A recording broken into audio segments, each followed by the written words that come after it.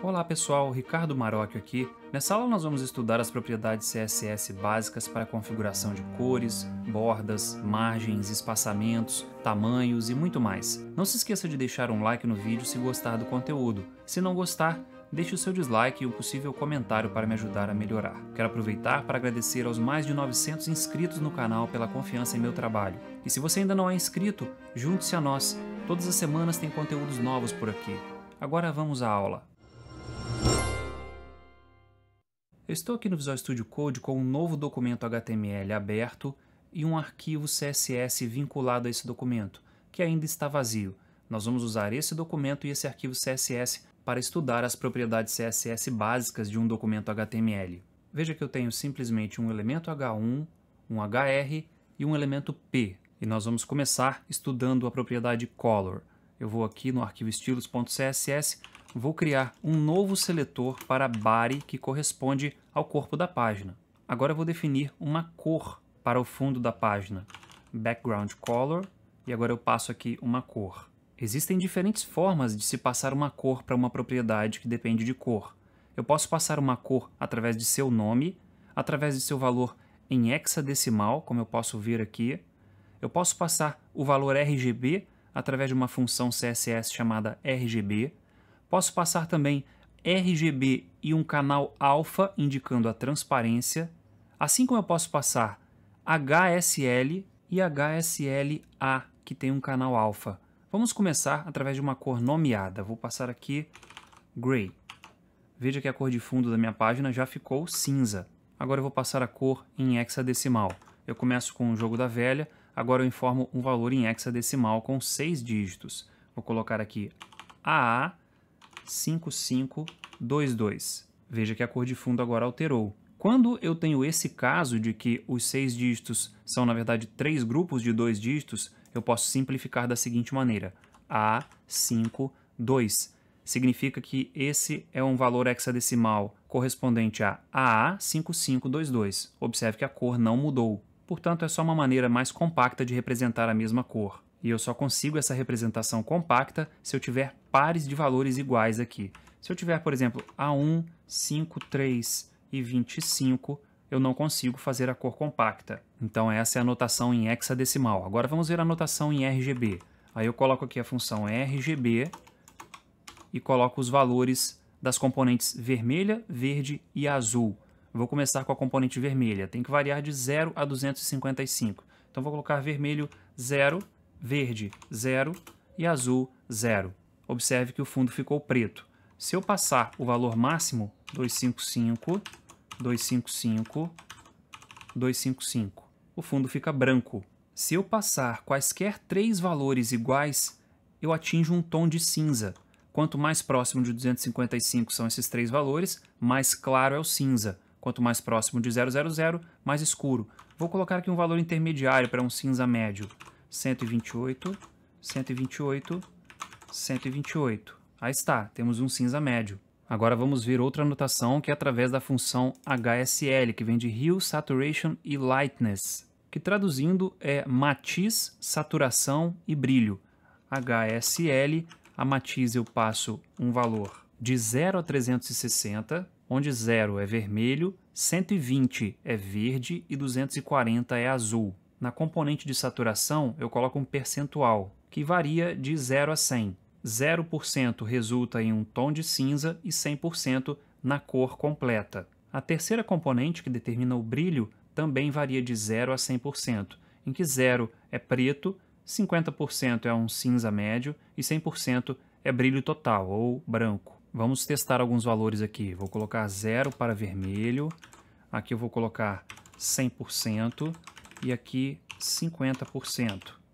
Veja que ficou um vermelho bem vivo. Agora eu vou aumentar o brilho para 75%. Veja que o vermelho já clareou. Se eu colocar aqui 100%, eu vou ter branco, que é brilho total. Sempre que eu tiver 100% de brilho, eu vou ter um branco. Agora eu vou voltar aqui para 50%.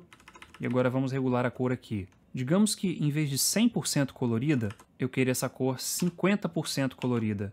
Veja o que acontece. Ela dá uma desbotada, mas escurecendo. Enfim, não é muito fácil você chegar a uma cor colocando valores aqui. O ideal é você pegar uma cor numa paleta que você gostou, ver qual é o valor RGB ou hexadecimal ou HSL dela e aplicar diretamente aqui. O Visual Studio tem um seletor de cor interessante. Se você pausar o mouse em cima dessa propriedade por um tempo, vou colocar aqui, ele abre o seletor de cor. Eu posso escolher aqui uma cor. E ele mantém a função HSL, ou outra que esteja sendo usada aqui. Vou escolher essa cor. Pronto. Agora eu vou abrir um outro seletor aqui para configurar o parágrafo. Pronto. Eu vou definir que a cor de fundo do parágrafo vai ser igual a azul. Vou escolher aqui Blue. Quando eu escolho uma cor nomeada, ou seja, anotação por nome de cor, eu não consigo definir um nível de transparência. Se eu quiser definir um nível de transparência, eu posso usar a função RGB A. E agora eu coloco aqui os valores do azul. 0 no vermelho, 0 no verde, 255 no azul. E agora aqui para o alfa, eu coloco um valor entre 0 e 1, sendo que 0 é completamente transparente e 1 é completamente opaco. Portanto, esse valor, na verdade, não define transparência, define opacidade. 0 quer dizer 0% de opacidade e 1, 100% de opacidade. Vou colocar, por exemplo, aqui 0,5. Veja que o azul agora mudou de tom, porque ele está transparente e acaba combinando com o cinza do fundo. Enfim, essa é a propriedade Background Color e essas são as notações para se usar em uma cor. Outra propriedade que usa valores de cor é a propriedade Color, que nós vimos na aula passada. Por exemplo, aqui eu posso colocar Color White, para que a fonte fique na cor branca. Além de eu poder colocar uma cor de fundo na página, eu também posso colocar uma textura. Eu vou colocar aqui a propriedade Background Image, para definir uma imagem de fundo, e aqui eu vou passar URL, eu já tenho uma imagem aqui chamada bg.png. Olha como é que vai ficar. Agora a minha página tem uma textura de fundo, e agora sim eu consigo notar a transparência do parágrafo, porque eu defini aqui com 50% de opacidade. Perceba que eu consigo ver a textura do fundo da página. Se eu aproximar esse valor aqui de 1, vamos colocar 0,9. Veja que a textura parece muito pouco ou quase nada. Vou colocar aqui 0,1, que é bastante transparente. Agora eu praticamente não consigo ver a cor de fundo do parágrafo. Quando eu defino uma imagem de fundo para a página, eu também posso definir como essa imagem de fundo vai ser renderizada. Tem uma propriedade chamada Background Repeat, que define como essa textura será repetida ao longo da página. Se eu observar aqui no explorador de arquivos, essa textura na verdade é só um bloco e ele é repetido ao longo da página. Vamos ver como controlar essa repetição. Vou fechar aqui e agora eu vou definir o seguinte. Eu quero que seja repetido somente horizontalmente. Veja só, aqui eu fico com a cor de fundo cinza, que foi definida aqui em cima, e na primeira linha eu tenho a repetição horizontal da textura. Se eu colocar repeat y, repeat y, ele coloca só uma faixa vertical. E se eu colocar no repeat, eu só vou ter uma instância da minha textura. Esses padrões de repetição geralmente são usados quando se tem um degradê. Por exemplo, eu quero colocar uma faixa degradê na parte superior da página. Eu posso pegar uma tira degradê vertical e mandar replicar no eixo X horizontalmente. Aí eu vou ter toda uma faixa degradê na página. Eu posso fazer a mesma coisa para ter uma faixa vertical de degradê na esquerda ou na direita, por exemplo. Já o no repeat é mais usado quando eu quero ter uma única imagem de fundo posicionada em algum local, combinando com a cor de fundo. Aí eu posso definir uma propriedade de posicionamento também, que é background position, e eu passo aqui os valores x e y. Aqui eu tenho diversos valores 0 com várias unidades de medida diferentes. Nós vamos falar de unidades de medida mais adiante. Mas a princípio eu vou passar aqui duas posições nomeadas. Eu vou colocar right e vou colocar top. Eu posso trocar aqui para button. Você deve ter percebido que a textura subiu. Na verdade, ela subiu porque a margem inferior do meu bloco de textura fica alinhada com o término da região de conteúdo, que é onde termina esse parágrafo, que é mais ou menos aqui. Se eu colocar aqui top, vamos colocar novamente, top, observe que agora o topo da imagem fica alinhado com o topo da página. E o bloco de textura, como é grande, ultrapassa a região de conteúdo aqui para baixo. Vou fazer uma modificação aqui para melhorar a nossa percepção. Eu vou pegar esse parágrafo aqui e vou colar ele algumas vezes. Pronto, agora a nossa página dá rolagem. Agora sim eu vou trocar aqui para bottom. Veja que o bloco de fundo foi alinhado na parte inferior direita. Se eu colocar aqui left, ele vem para a parte esquerda. Agora vamos a uma outra propriedade. Observe que quando eu rolo a página, o fundo rola junto. Vamos mudar esse comportamento. Vou colocar aqui mais uma propriedade, que é background attachment. E aqui eu vou colocar fixed. Salvei. Agora eu vou rolar a página. Observe que o fundo permanece parado. Vou voltar aqui para repeat, para repetir no eixo X e Y. Agora eu tenho a textura na página toda. Esse é o padrão. E vou colocar aqui a opacidade em 50. Agora, quando eu rolar a página, observe que o fundo fica estático. E isso acontece porque eu defini a vinculação do background, ou background attachment, como fixed, ou fixo. O normal é scroll, que eu nem precisaria passar valor porque é o padrão. Vou deixar aqui fixed. Existe uma maneira de definir todos esses valores numa única propriedade, para criar uma versão mais compacta dessa configuração. Vamos fazer aqui. Eu vou colocar aqui background e somente 2 pontos. Agora eu tenho que passar os valores numa determinada ordem. Essa ordem é a cor, a imagem, o padrão de repetição, o tipo de associação da imagem, se vai rolar com a página ou se vai ser fixo, e o posicionamento. Vamos fazer isso. A cor, que é a primeira propriedade, eu vou passar nomeada que vai ser gray. A imagem vai ser URL, vou copiar essa daqui, Ctrl C, Ctrl V. Vai ser a mesma que eu usei. A repetição vai ser o repeat. O tipo de associação da imagem vai ser fixo. E agora a posição vai ser left bottom. Posição aqui não faz sentido porque eu estou usando repetição no eixo X e Y. Então eu vou até tirar essa última definição aqui. Agora eu posso comentar todo esse trecho. Vamos ver como comentar. Basta eu colocar aqui barra asterisco e termino com asterisco barra. Só um detalhe que aqui eu coloquei um U a mais.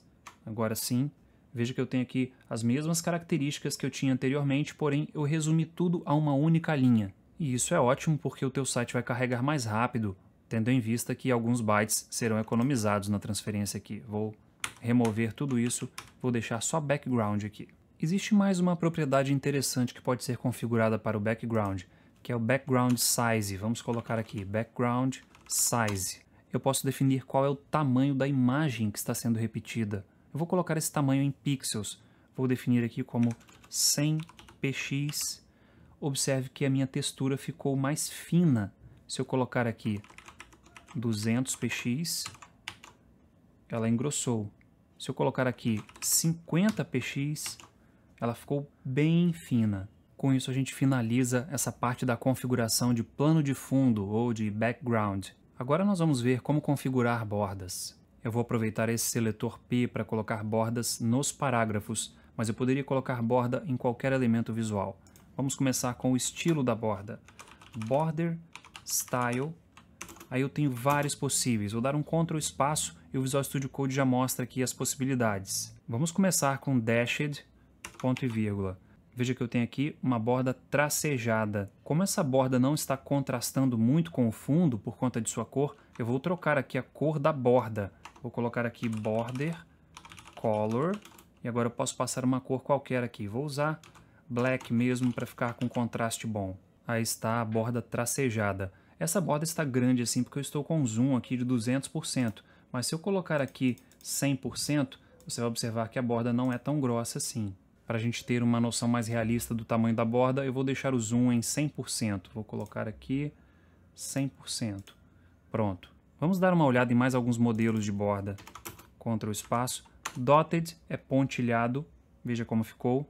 Eu tenho também o Solid, que é uma linha sólida. Tenho também Double, que é uma borda dupla. Acho que agora o zoom é interessante. Vou colocar aqui. Aí está. Veja que eu tenho uma borda dupla. Vamos deixar 200 de novo. Vou ver mais um modelo aqui, que é o Groove. Aí está. O Groove ele tem um aspecto meio 3D, parecendo uma moldura. E esses são os principais estilos de borda. Para a gente estudar as outras propriedades relacionadas à borda, eu vou deixar o estilo como sólido. Agora nós vamos ver como controlar a largura da borda. Border, Width. Vou colocar aqui a largura em pixels. Posso colocar 5 pixels. Veja que a borda ficou mais larga. Vamos colocar aqui 1 pixel. Vamos colocar agora 3 pixels. Aí está. Acredito que esse seja o padrão. Bem, as propriedades que começam com border alguma coisa controlam propriedades de todas as 4 bordas de um elemento. Se eu quiser controlar somente uma das bordas, por exemplo, somente a borda esquerda, eu posso usar border left. E agora eu uso uma das propriedades que nós já conhecemos, style, width, color. Por exemplo, suponho que eu queira definir a largura da borda esquerda como 15 pixels. E agora eu vou definir a cor da borda esquerda, border left color, para cinza. Veja o resultado. Lembrando que nesse momento nós não estamos preocupados com beleza, a gente está preocupado em aprender a funcionalidade. Por conta dessa possibilidade de configurar individualmente as bordas, eu consigo alguns resultados interessantes. Por exemplo, eu posso definir aqui que as bordas do topo e de baixo são sólidas e as laterais são pontilhadas, ou o contrário. Vamos colocar aqui então border top color, border top style, border top width. Agora eu vou copiar isso aqui, vou colar e vou substituir aqui por bottom. Pronto, coloquei borda sólida somente em cima e embaixo. Agora na esquerda eu vou usar outro estilo de borda. Vamos fazer aqui style dotted. Vou colocar a cor preta também. Vou colocar 3 pixels também. Agora vou fazer a mesma coisa para a borda da direita. Aí está. Borda superior e inferior sólida, esquerda e direita pontilhadas. Claro que eu fiquei com um código aqui super grande, né? Então eu poderia ter simplificado as propriedades com valores comuns em uma única propriedade border. Por exemplo, se eu colocar aqui border color, black, border width 3, eu não preciso mais de passar border color e border width nos demais componentes. Vamos apagar de todos aqui então. Aí está o mesmo resultado com menos propriedades configuradas. Eu ainda consigo compactar isso ainda mais. Vou tirar isso daqui, vou colar aqui embaixo. Agora eu vou fazer o seguinte, border style, vou tirar todo o resto aqui. Posso passar aqui 4 valores, para cima, para a direita, para baixo e para a esquerda. Gira no sentido horário, para cima, direita, para baixo, para a esquerda. Então, solid, dotted, olha a direita, agora embaixo vai permanecer solid e a esquerda vai ficar dotted. Aí está, o mesmo resultado e ainda mais compacto. Se eu colocar só solid e dotted, o que vai acontecer é que as bordas superior e inferior vão ficar sólidas e esquerda e direita pontilhadas. Se eu passar 3 valores aqui, eu configuro a borda inferior. Portanto, eu vou colocar aqui groove. Observe a borda inferior. Eu vou tirar aqui esse groove, vou deixar solid dotted. Bem, como o tamanho do arquivo CSS influi diretamente no tempo de carregamento da página, vamos ver uma forma ainda mais compacta de fazer uma borda. Vou colocar aqui apenas a propriedade border e agora vou passar alguns valores. Da mesma forma que eu fiz com background, eu posso passar os valores na sequência. E a sequência é largura, estilo e cor. A largura vai ser 3 pixels, o estilo vai ser sólido e a cor vai ser black. Veja uma coisa interessante que aconteceu aqui. Essa configuração sobrescreveu o que essa estava definindo, porque essa veio depois. Portanto, a configuração que vem depois sobrescreve a configuração anterior. Eu posso agora remover essas propriedades daqui, essas duas que já foram definidas ali embaixo, e eu posso tirar essa propriedade daqui também. Agora, se eu quiser as bordas laterais pontilhadas, eu posso passar novamente border, style, solid, dotted. Aí está. Ainda tem uma última propriedade interessante relacionada à borda, que é a propriedade border radius.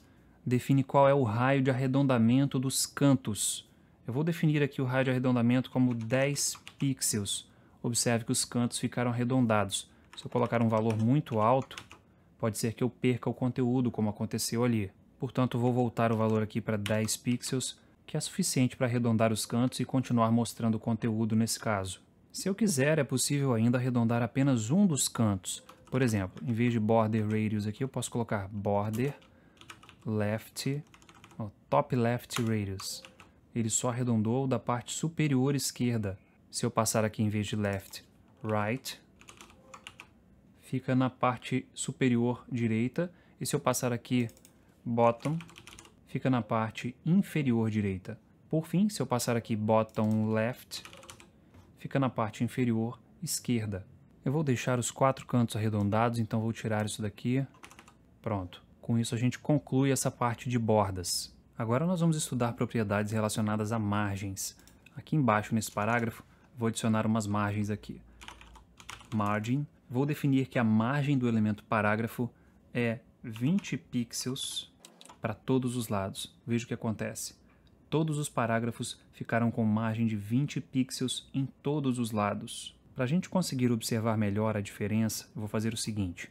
Eu vou colocar um ID no primeiro parágrafo. Vou colocar aqui ID igual a P1. E agora no arquivo de estilos, eu vou definir um seletor só para aquele elemento com ID P1. Vou colocar aqui P1. Vai ter margem de 20 pixels. Observe o que aconteceu. Vamos aumentar um pouco mais essa margem aqui. 50. E aí está.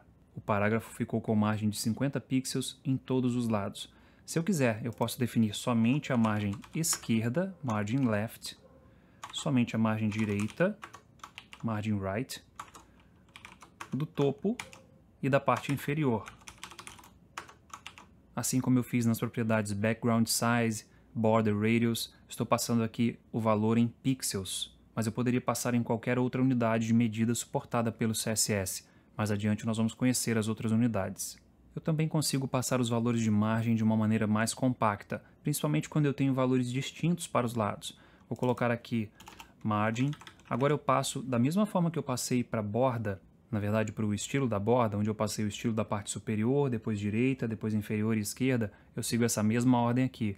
Aqui a margem superior, depois eu passo da margem direita, vou colocar 10 pixels. Veja que se eu passar só 2 valores, fica 50 pixels em cima e embaixo, 10 pixels na direita e na esquerda. Agora se eu passar mais um valor aqui, 25 pixels, ele pega só na parte inferior. E se eu passar um quarto valor aqui, 20 pixels, ele pega da parte esquerda. Vamos aumentar aqui para ficar bem diferente, 100 pixels. Agora esse aqui, para ficar diferente da outra, eu vou colocar 40 pixels. Aí está. Então eu tenho aqui o valor da margem superior, direita, inferior e esquerda. Se eu quiser que algum dos lados tenha margem zerada, margem nula, basta eu colocar aqui o valor 0, sem nenhuma unidade de medida. Observe que nesse caso a margem direita ficou com o valor 0. Só uma observação importante, o espaço da margem fica da borda para fora. Eu estou falando isso porque a próxima propriedade que nós vamos estudar define o espaçamento interno no elemento, ou seja, a margem interna, da borda para dentro. Portanto, com isso a gente conclui essa parte de margem. Vamos agora à margem interna ou espaçamento. Para definir a margem interna de um elemento, eu uso a propriedade padding. Nesse caso, quando eu passo somente um valor para a propriedade padding, esse valor vai refletir em todas as margens internas. Vamos lá, 25 pixels para todas as margens internas. Olha como ficou. O conteúdo permanece do mesmo tamanho, mas o elemento cresce por conta da margem interna. Se eu passar 2 valores, por exemplo aqui 5 pixels, a margem interna esquerda e direita fica com 5 pixels e a margem interna superior e inferior ficam com 25 pixels. Vamos aumentar aqui um pouco para ver essa diferença melhor. Vou colocar aqui 50 e aqui 25. Aí está. Essa parte de valoração da propriedade funciona da mesma maneira que a margem. Vou colocar aqui um terceiro valor e ele vai configurar a parte inferior. Vou colocar 10 pixels e aí está a margem interna inferior de 10 pixels. E colocando um quarto valor vai refletir na margem esquerda. Vou colocar aqui 100 pixels. Veja só como ficou aqui, ó. 100 pixels, 50 pixels, 25 na direita e 10 embaixo.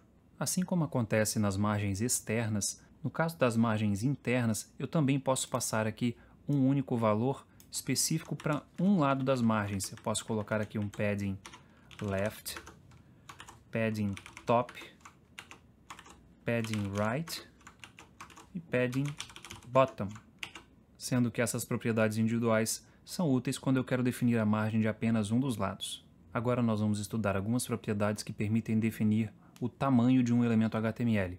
Nesse caso a gente vai configurar o tamanho desse parágrafo.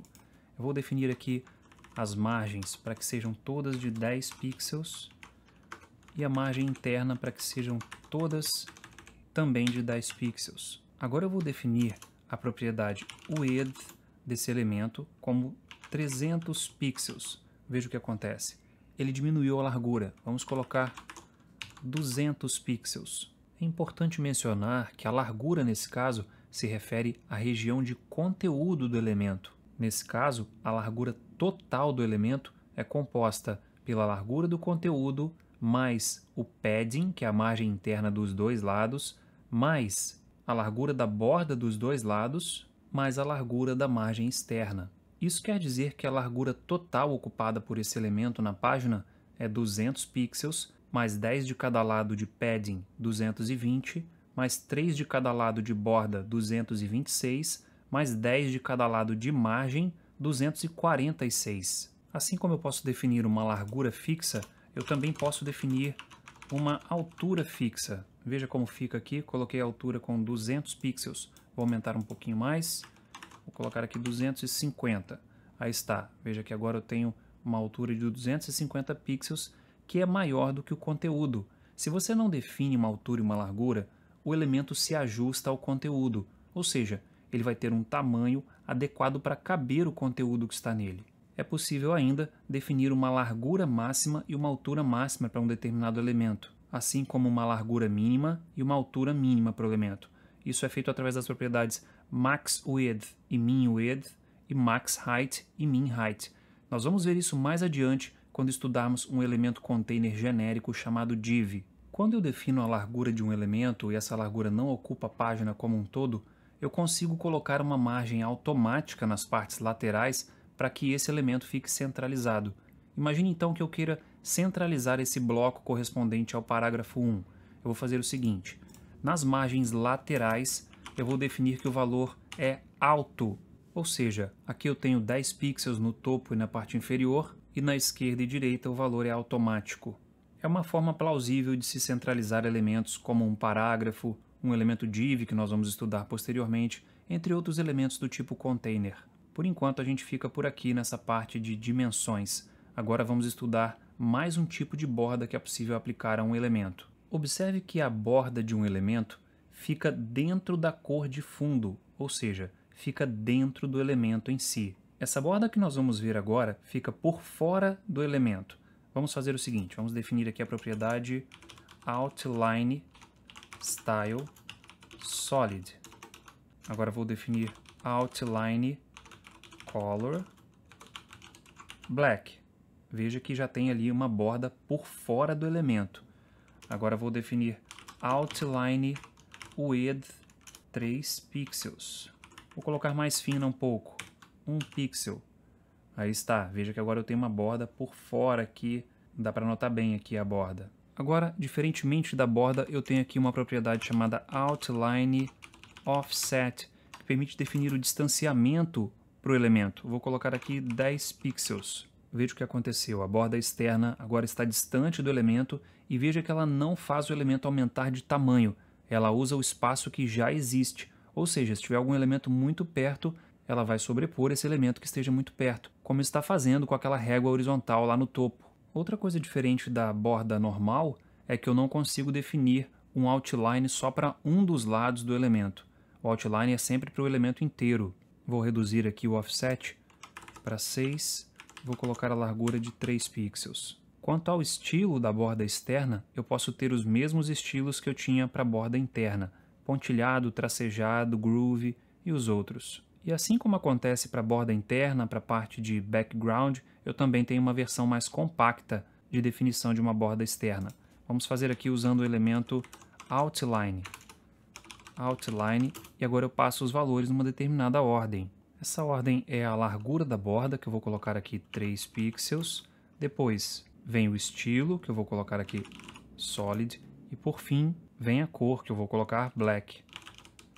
Agora eu posso tirar tudo isso daqui. O offset eu já não consigo colocar aqui na versão compacta. É importante ressaltar também que a borda externa acompanha o formato da borda normal. Por exemplo, se eu colocar aqui o arredondamento dessa borda, em vez de 10 pixels, vou colocar aqui 0, veja o que acontece. A borda externa segue o mesmo arredondamento, que na verdade aqui é nulo. Se eu colocar aqui 25, aí está. A borda interna e externa vão ter o mesmo arredondamento, mesmo modelo de contorno. Bem, com isso a gente conclui o conteúdo dessa aula. Na próxima aula nós estudaremos mais algumas propriedades CSS básicas bem interessantes. Não se esqueça de deixar um like se gostou do vídeo. Qualquer questão, crítica ou sugestão, deixe nos comentários. Mais uma vez, te agradeço profundamente pela confiança em meu trabalho. Fique com Deus, tenha um ótimo dia e até o próximo vídeo.